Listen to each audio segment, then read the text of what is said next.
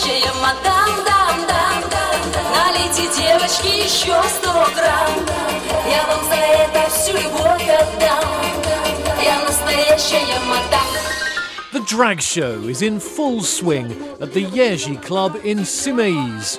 This holiday resort in Crimea has been a mecca for the gay community since the 1970s and really took off when homosexuality was legalized after the Soviet collapse. But since Russia annexed Crimea from Ukraine in 2014, the atmosphere has changed. Mixed with the fun is fear. Some patrons don't want to show their face on camera. Лица нетрадиционной ориентации сейчас в гораздо меньшем количестве приезжают сюда вообще в Семииз.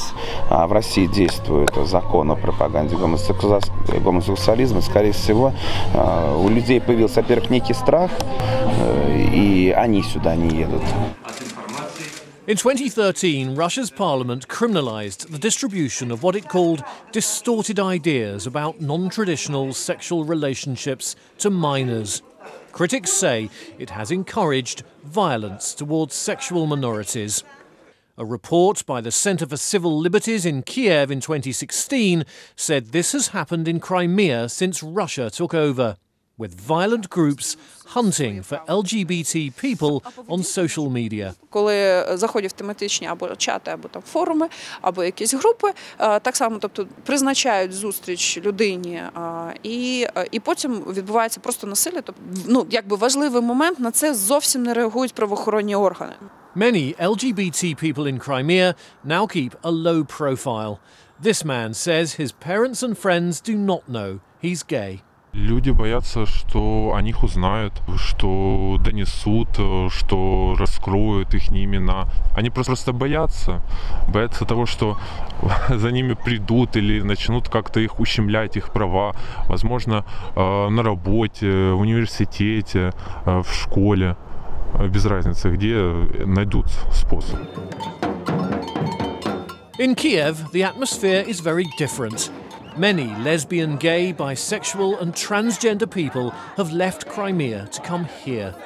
At the Kiev Pride Festival in 2017, one of the big stars was Denis Krat, a drag artist who used to perform in Simeiz but has not visited Crimea since it was annexed. В Крыму это будет во второй день деоккупации. Мы таким маршем войдем в Семииз.